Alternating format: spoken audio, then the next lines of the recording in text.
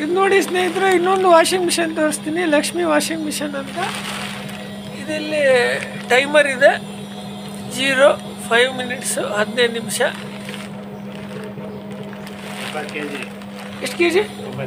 9 K G. ಇದು ಇಲ್ಲಿ ತಿರುಗ್ತಾ ಇರುತ್ತೆ. ಇದು ನೀರು ಹೋಗೋ ಔಟ್ಲೆಟ್. ಇದು ಇದೆಲ್ಲ ಏನು ಸರ್? ಅದು ಮೋಟ್ರಿಂದ ಪಲ್ಸೇಟ್ರು ಅಂದರೆ ತಿರುಗೋದು.